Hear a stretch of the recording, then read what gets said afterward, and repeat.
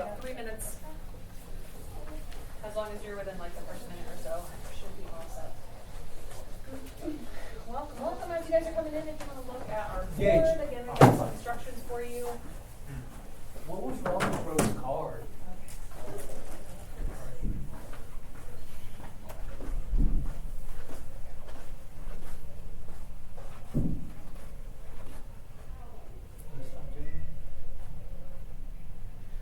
One of my chargers walked away, so I only have 2 right now. Last week it walked away. But I do have my personal charger if somebody who's like maybe at the front table wants to use it, because I do just have, but I have my. What, this one? 3, it's first person. Oh, no, that's what. I need to check. So are you borrowing a charger or from home? Okay, all right then. Yeah, if you want to plug it in, like either over here, you can sit at this table. It's all on the charger. Yeah, everything will be on paper if you don't. I'm so tired.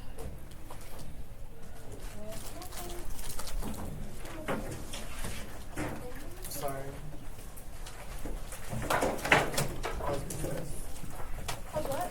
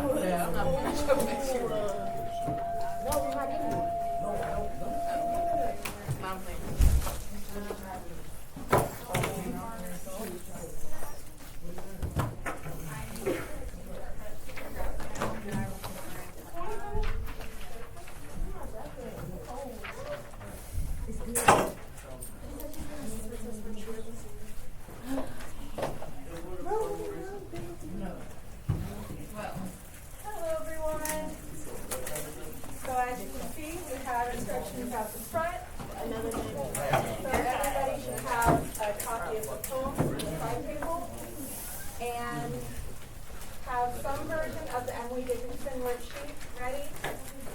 There are digital versions on Canvas. There are paper versions over by the home. And we are beginning work on question 1, which is looking for definition.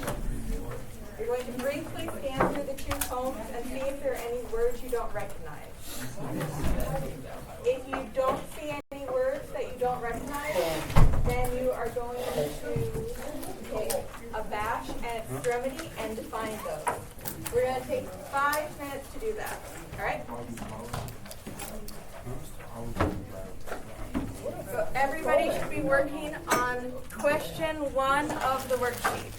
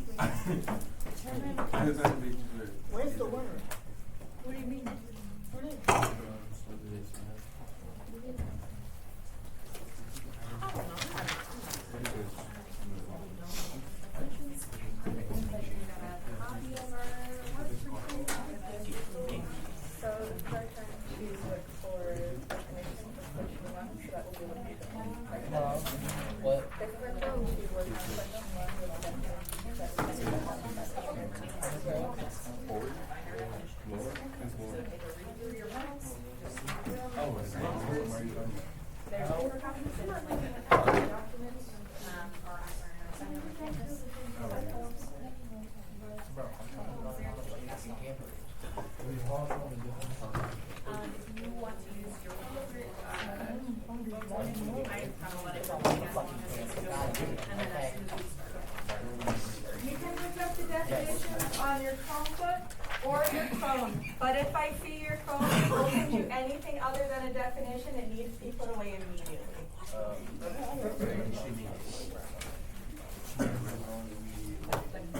No, just throw it on Spotify. I'll switch between Spotify and this. Right, so Spotify.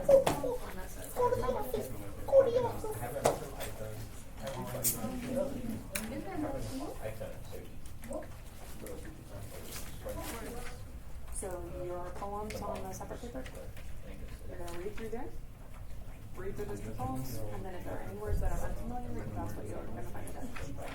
Okay? iPhone used to have a button. I missed the button. The buttons were fun.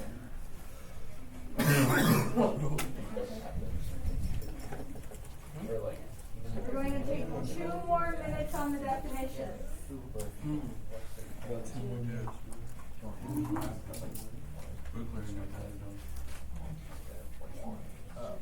What? Whole? Oh. I'm super sorry. If there are any words that you don't know, then you'll define a bash and exterminator. That's on the worksheet. By the way, I didn't fucking read that. Yeah, the first one is pretty simple, so they're probably going to know most of them.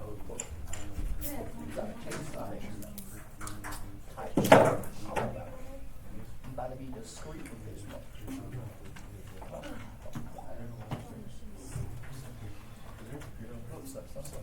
All my apps required research. Some people like to use this shit, and I just all my hey, like, what can we do in your Instagram? Because it's the face I use. You know my face. So don't forget. Oh, wait, there are also, Alright, they're trying. right. Yeah, they're over on the side. Alright, we're going to do 1 more minute on the definitions, and then we're going to start looking at who is Emily Dickinson. I'm not kidding. I changed my password every month.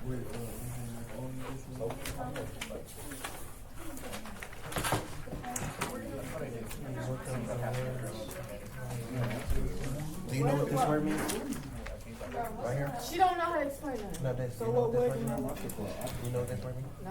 Alright then, hit the word and then look up the definition. Hit it right there. Right.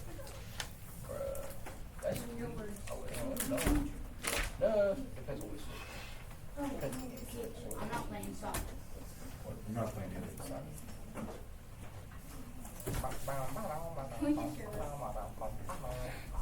Oh, you guys better quit messing around. She's coming over here. You're the one that you're going to have an issue with it. I really prefer that to be like an open read. I know that you're been careful in the past with this. Make sure that that is finished. It is finished. You was the thing in our paper. No, the thing in our All right. Your hand should be on the thing. Thank you. Yes. But you know, I think I told you what happened. We're gonna talk about what y'all said earlier. All right. So, if you are still working, all right, can I have voices down, up here? If you are still working on the definitions, you can continue to do that quietly. We are going to start looking at who Emily Dickinson was. Now, you've been learning about a couple different transcendentalist poets so far, so we've got to introduce a bit to a few, and we've already talked a lot about Emerson. I know you haven't really talked about Emily Dickinson. If you look on that pink poster at the back, the transcendentalist poster, she is one of the poets listed up there. She is most known as a poet, and we are going to be reading 2 of her poems today. Some interesting facts about her life is she isolated herself in her family home for most of her adult life. We believe that she was agoraphobic. Has anybody heard that word before? Afraid of going outside. Yes. If you are agoraphobic, you are afraid of going outside. And we don't know exactly why she felt that way. We can only speculate. However, because she spent so much time inside, she had a lot of time to write poems. She was very fascinated by the natural world and literature, so that's what most of her poems are about. And she was innovative for her distinctive and witty style of first-person narration and unusual symbolism. You're going to see some of that first-person narration in Hope is the Thing with Feathers. And both of the poems we're going to focus on today have examples of her unusual symbolism. She often employs metaphors. Who has heard of a metaphor before? Yeah. Would you be willing to tell us what a metaphor is? All right. Would anybody be willing to define what a metaphor is?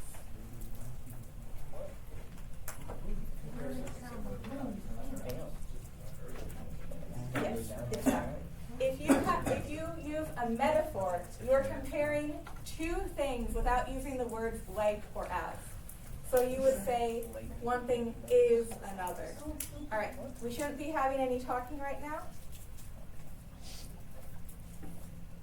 She used metaphors to understand the world around her. And she used a particular type of metaphor known as an extended metaphor. An extended metaphor is when the entire section is based around that metaphor. It's so complex that you can't just have a single line go to it. So let's look for a bit at how she fits into the Transcendentalist movement, because that's why we're talking about her today. We learned that there were 5 main beliefs associated with the Transcendentalists. We got nonconformity, self-reliance, which we learned a lot about with Emerson on Wednesday, free thought, idealism, and the importance of spirituality of nature, which we also learned a lot about with Emerson. Emily Dickinson most fits into 2 of these categories: nonconformity and the importance of spirituality of nature. So, who can remind us what nonconformity is?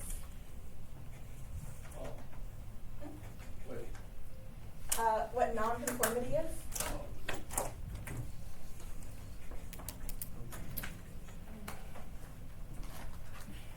Yeah. Not being like everyone else. Not being like everyone else. So, how was Emily Dickinson not like everyone else? Well, as I mentioned before, she spent most of her time inside, away from other people, writing. This was especially unusual for the time because there were a lot of expectations for what a woman would be. You would be a wife, you would be a mother, you would do a lot of housework. She never really had those things. Instead, she was a writer in a time when that was very uncommon for women. And she also developed her own unique writing style, which did not always adhere to the traditional rhyme structures or punctuations or to conventional symbolism. You're going to see maybe a little bit of unusual capitalization in her poems. You're going to see a little bit of rhyming, but not necessarily a consistent pattern. This, again, was very unique for the time. She was one of the early poets to use free verse, which is when you don't have a set rhyme scheme or meter. She also really loved nature. That was one of her great joys in life. And as we're going to see, she used the parts of nature in her metaphors to create better understandings of the complex parts of life that otherwise might be kind of unapproachable to think about.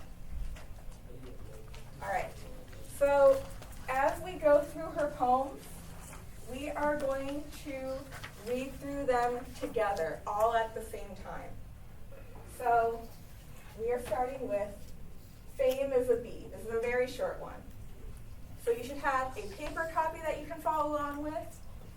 It's also obviously on the board, but we are all going to be reading through it at the same time. All right, does anybody have any questions about that? Are we reading silently or out loud? We're all going to be reading out loud at the same time. Yeah? Like all of them? Only it's a little bit less salty. That is a really interesting question. She had a lot of paradoxes in her life. She loved reading about nature. She loved reading about adventure. But those weren't really things that she had in her life. She learned about them mostly through her books. She read constantly. But that's a really good insight, yeah. All right. So, all right. So on the count of 3, we're all going to start reading Fame is a Bee together. 1, 2, 3. Fame is a bee. It has a song. It has a sting. Achoo, it has a wing. All right, let's read through that together one more time. 1, 2, 3. Fame is a bee. It has a song. It has a sting. Achoo, it has a wing. All right. So we're going to be using this poem to answer our first 2 questions on the worksheet. So let's look at those together. We are going to be answering number 1, or it's question number 2, but what is Emily Dickinson comparing in this poem? And question number 3, based on the poem, does Dickinson believe that fame is good, bad, or a combination of the 2? And you're going to need to explain your reasoning in at least 2 complete sentences. So we're going to look at this poem together to figure out what she's trying to communicate. All right.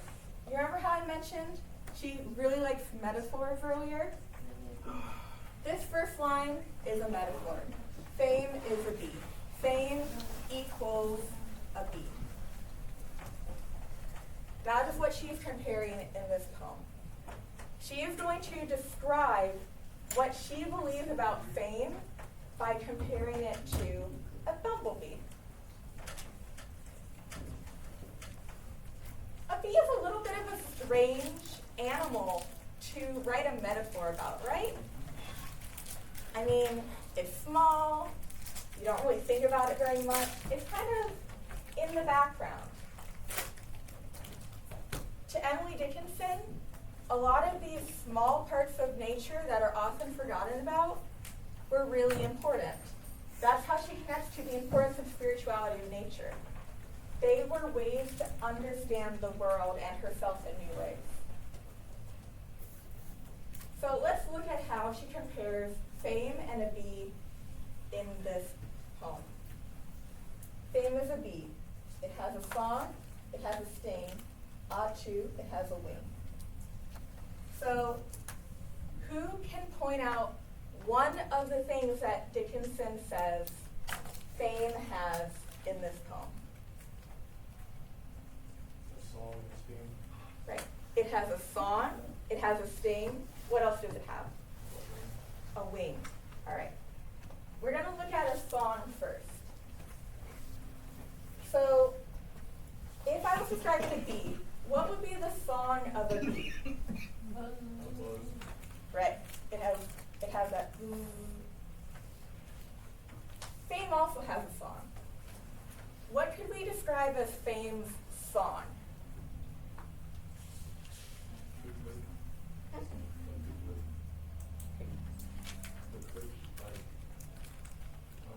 The click? It does have the click of cameras. That wouldn't have been around at Emily Dickinson's time, but that is a way to look at it in our context now, because these poems were written at a certain time, but we're also reading them today, so we can sometimes read new things into them. So maybe you can connect it to the sound of cameras. When I think of when I think of fame having a song, I think of maybe a siren song. Who knows what a siren is? As in the mythological creature, not the woo, woo, woo. Anything like a mermaid or something. Right. A siren is kind of like a mermaid that would lure sailors in with its beautiful song. So something that's so appealing it draws you in. So fame is a bee. Both fame and a bee have a song. For fame, it has something that draws you in. For a bee, it has a buzzing that kind of alerts you to its presence. But it also has a sting. What would a sting be in the context of a bee? This one's kind of self-explanatory. It's the bad side of the thing, right? So with the song, she talked about a positive side of fame, that it has something appealing. Now she's talking about more of a negative aspect. So bees are pretty well known for their stinger, right? That's something that can injure you, right? A bee gets up close and it stings you. What about fame? What could the sting of fame be?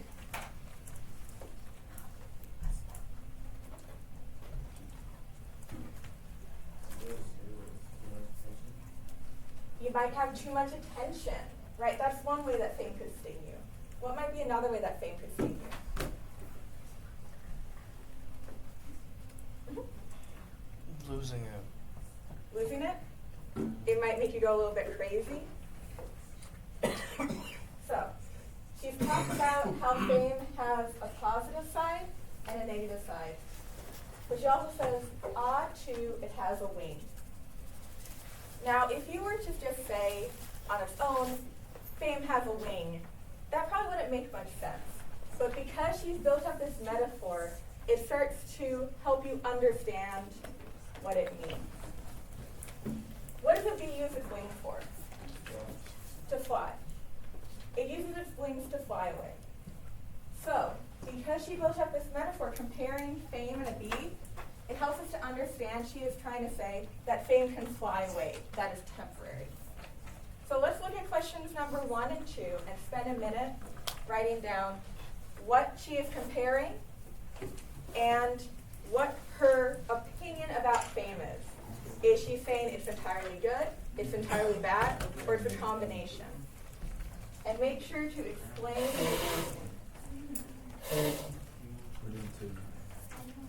Question 2 and 3. Question 2 and 3. We're going to take a few minutes to answer those, and then we're going to move on to our next poem. Question 2, question 3, and 6. I'm going to answer question 2 and question 3 first.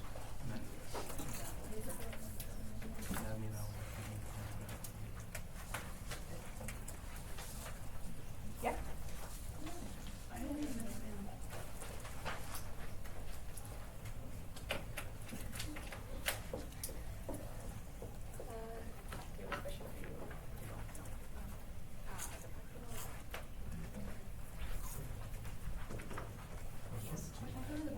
What is Dickinson's opinion on fame? Is it good? Is it bad? Is it a combination?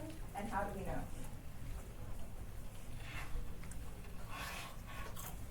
We're going to take one more minute to answer, and then we are going to look at our second poem.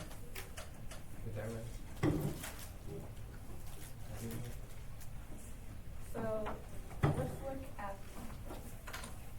so fame is a bee, right? She's saying fame and a bee are the same thing. So she's comparing the All right. So you don't know.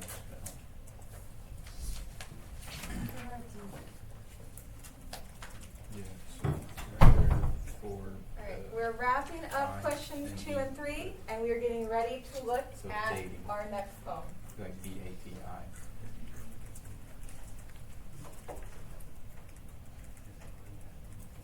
All right, this one is a little bit longer, but it's still really simple, and I'm going to help you work through it. All right, we are going to do another choral reading of this one, which means we are all going to be reading it together at the same time. All right, so you can use your paper version, or you can look up here. All right, on the count of 3, we're all going to start reading. 1, 2, 3. Hope is the thing with feathers that perches in the soul and sings the tune without the words and never stops at all. And sweetest in the gale is heard, and sore must be the storm that could abash the little bird that kept so many warm. I've heard it in the chilliest land and on the strangest sea, yet never in extremity it asks a crumb of me. All right, we're going to read through that one more time all together, and then we're going to look at our questions. On the count of 3. 1, 2, 3. Hope is the thing with feathers that perches in the soul and sings the tune without the words and never stops at all. And sweetest in the gale is heard, and sore must be the storm that could have bashed the little bird that kept so many warm. I've heard it in the chillest land and on the strangest sea, yet never in extremity it asked a crumb of me. All right. So earlier I asked you to define some words that we didn't recognize. And I'm going to guess that most of your definitions came out of this particular poem, because it has a little bit more of a complicated vocabulary than our first one. Did anybody define gale? By raise of hands, who defined gale? All right. Looks like Gage did. Would either of you be willing to read the definition that you found for gale? A very strong wind. A very strong wind.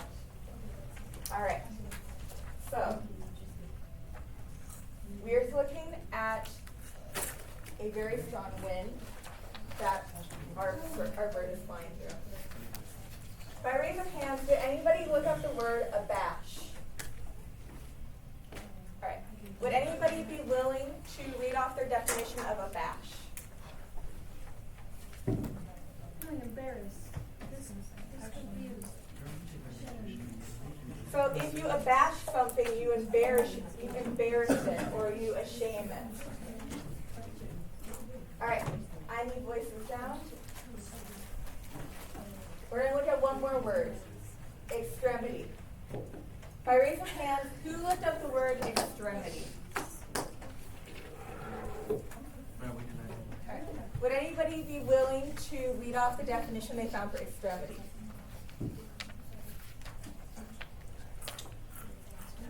The furthest point or limit of something.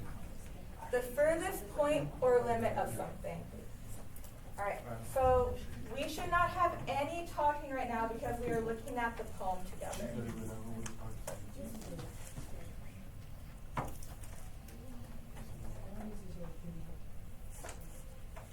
Alright, so extremity means the furthest limits of something. So let's look at the poem again, knowing those definitions. Hope is the thing with feathers that perches in the soul and sings the tune without the words and never stops at all. And sweetest in the gale, the strong windstorm is heard, and sore must be the storm that could abash, that means embarrass or try to shame, the little bird that kept so many warm. I've heard it in the chillest land and on the strangest sea, yet never in extremity, the farthest limits, it asked a crumb of me. Can anybody identify what the main metaphor in this poem is? What two things are being compared?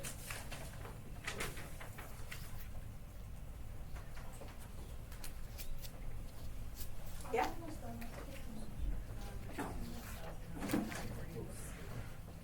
Can anybody identify what is being compared in this poem? She's comparing a part of nature and a part of life.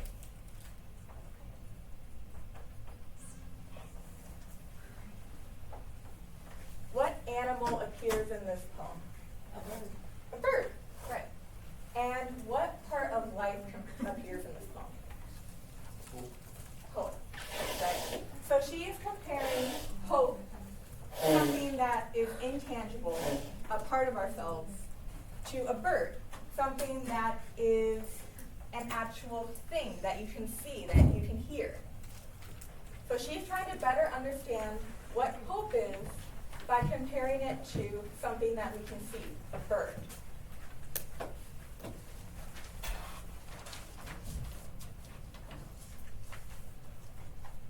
talks about hope is the thing with feathers that perches in the soul.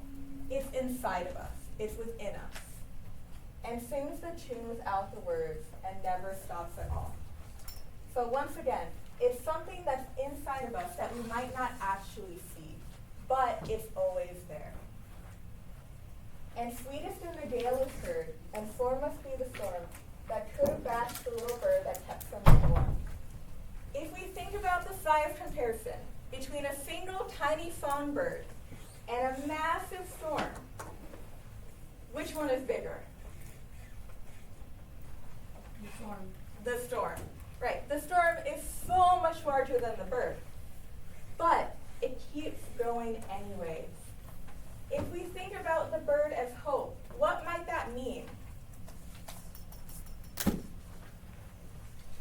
If the bird is hope and it's flying through an overwhelming storm, it keeps going.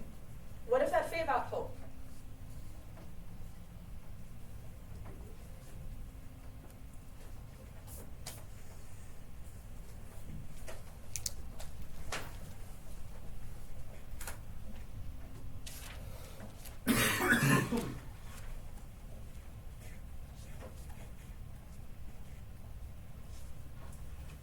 Hope continues flying even when things seem insurmountable.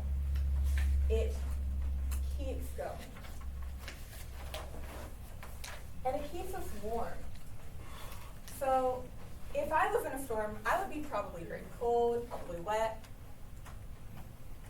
This hope is what allows us to stay warm despite the adversity. I've heard it in the chillest land and on the fringe of sea, yet never in extremity it asked a crumb of me. So, we've heard about the bird in a storm, on the sea. It goes everywhere with the narrator. But it never asks anything of her. Even in the farthest limits, hope gives, but it doesn't ask anything. Yeah? Do you have a question? All right, so let's look at questions 4 and 5 together. What is Emily Dickinson comparing in Hope is the Thing with Feathers?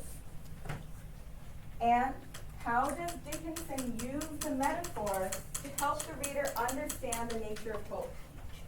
Please be specific and answer in at least 2 complete sentences.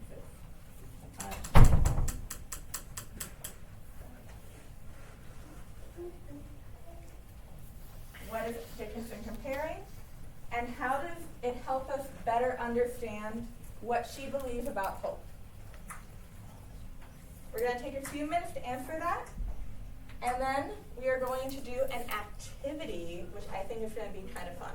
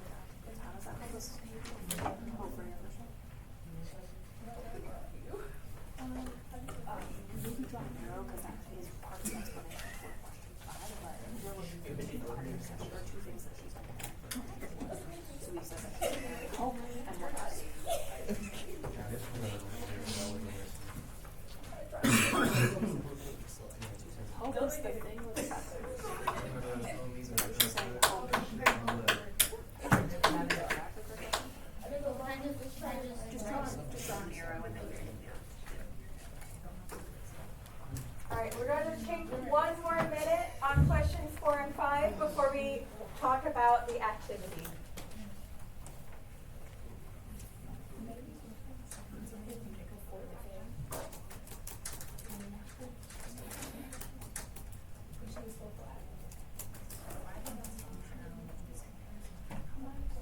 You want to keep going? Hey, Cord. Can you like move up the way so I talk to Cord? Out of the way. Hey, Cord. What? Take another crush on Alright, I'm hearing a lot of talking. I'm seeing a lot of people who are typing or writing, so I'm going to assume that we're done with questions 4 and 5. And I need voices down. Yeah. Alright, what are you confused about? Okay, I do think that's what most of the conversation is, just trying to understand number 5. So maybe if you want to give it like one more. yeah. If anyone has any questions about 4 or 5, just raise your hand, and Van Becker or I would be happy to help. Is anybody confused about questions 4 or 5?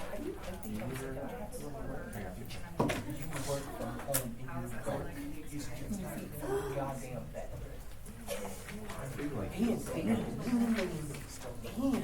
And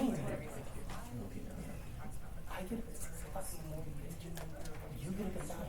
You have to fucking lecture me on, I have to go to work next day. Because all you gotta do is go to work, get up from your bed, put a phone on, and sit your ass down. That would be a good answer for down there. Yeah. Okay. I used to work Chick-fil-A. And what is her item? So she is comparing the fame and I was telling shit. Because I buy these and everything. Literally 40 months from baby. November, December, I guess 2 actually. I'm not counting January. I'll be 8. So yeah, all I do is go. I'm not getting you a fucking job. Job yourself. no, Did you get a job? Huh? Did you go in? I have no idea. Did you go in? No, I did. I don't know if I got the job. So we're going to move on to the activity pretty soon. Does anybody have any questions about any of the questions 2 through 5 that we've worked on so far? By raise of hands. Yeah?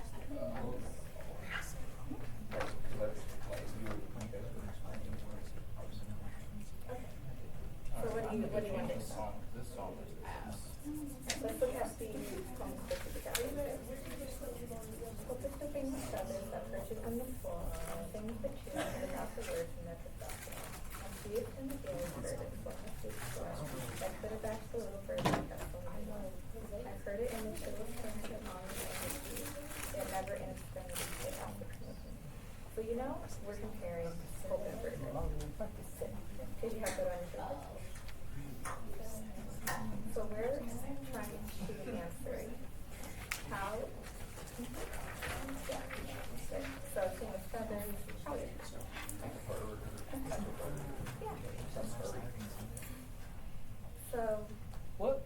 we are trying to figure out how this metaphor, comparing hope and a bird, helps us to understand the nature of what she believes about hope. So what does the bird do in the poem? It keeps the narrator warm. What else is bird do? Yeah, it never asks for anything in return. And what else? So it's what you think of bird. So that helps those observable things that are bird that helps us understand what hope is, right? So hope stays with him. Hope and hope never asks for anything. Okay. If you are still working on any of the questions 2 through 5 still, you can continue, but we're going to talk about the activity so that anyone who is ready can start working on that. You're going to write a poem that describes a part of life by comparing it to something from nature. You may pick from the elements in the table or come up with your own. So if you're having trouble thinking of ideas, we have lots of examples to pick from. The poem can rhyme, but doesn't have to. It should be between 6 and 12 lines long. you're going to be writing a poem that, like Dickinson, explains a part of life by comparing it to something from nature. So just like she described fame by talking about a bee, and hope by talking about a bird, you are going to be creating your own metaphor. If you're having trouble coming up with how you want to compare the two things, there's a bullet pointed list of questions for you to think about. I know that none of you are professional writers. I'm not expecting perfection. What I'm looking for is a part of nature, a part of life being compared, and for you to have between 6 and 12 lines long. And once again, it doesn't have to rhyme. Does anybody have any questions about the poem activity? So we just gotta write. I'm dying. Yeah, so you're writing a poem. I don't know what I'm dying. So as a reminder, the poems we looked at, the very first one had 4 lines, and the last one we looked at had 12 lines. So the max you're going to write is that second poem. Anything between those 2 poems is exactly what we're looking for, okay? The chart that's on your paper, there are 2 columns of elements from life. So things like love or hunger or family or friendship, and you're going to connect those things to something like a tree or like thunder or like a volcano, okay? So you can use the same exact format that she used in her poems. You can look at those as your example. You could say, instead of fame is a bee, you could say, I don't know, let's see, friendship is a flower, okay? And explain it using some of the positive or maybe the negative traits there. Okay?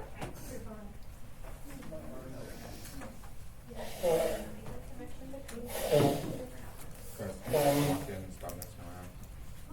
It's 2067. We have got about 5 minutes left, so we've got a good amount of time. If we need extra time tomorrow, we will have some time to finish this, but at least get your first couple lines written down. What does this do? I'll cross that You're going to have some time to work tomorrow. Oh. You'll have some time to finish the poem tomorrow if you need to, but we want to get as much done right now as possible. We still have 5 minutes left, so I should not see people getting up until like our last minute or 2. Right now you should be working on your poem. We still have 5 minutes left.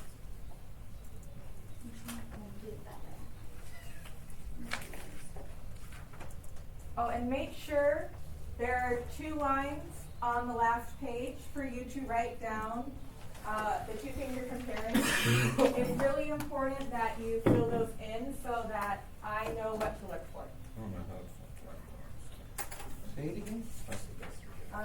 You already have them filled out. So just please have those. I'll full make no, these ones right here.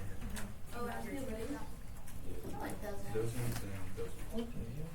Do we have our own words? Yeah, you can pick your own. Okay. Yeah, the words in the boxes are just ideas if you're having trouble coming up with some of your own. But you can come up with your own part of nature or part of life if you want to.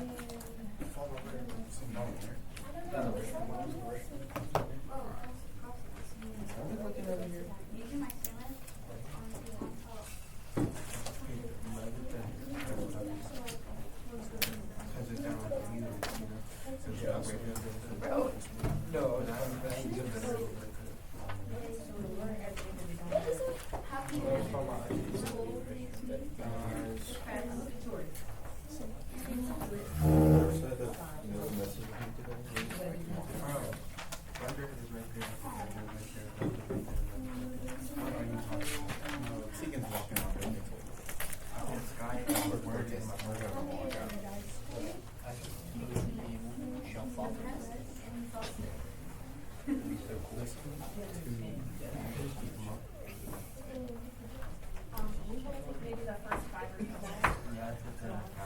or so better to at least get your main idea down so that it's in fresh in your brain when you look back at it. Say no. Say no. Fucking game everyone plays as a whole fucking apparently. No. Oh, hell no. I played that. So the only good thing about the game is hearing fucking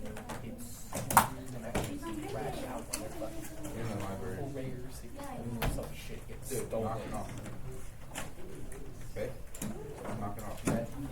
It goes from just them going no, and then they just start naming off every slur in the book. Alright, in our last minute and a half or so, find a good stopping spot with what you're working on. Please make sure our poems get back to the counter so my other classes can use those. But if you had your work on paper today, make sure it gets up to the turn-in tray. If it is in the turn-in tray, I will pass it back to you tomorrow if you need to finish that up, okay? Otherwise, if you take it with you, it will be your responsibility to bring that back. I don't know if on the right track, but our goal is to say that. Shannon, she said turn it in, right? Yeah, if it's complete, turn it in. Oh, yeah.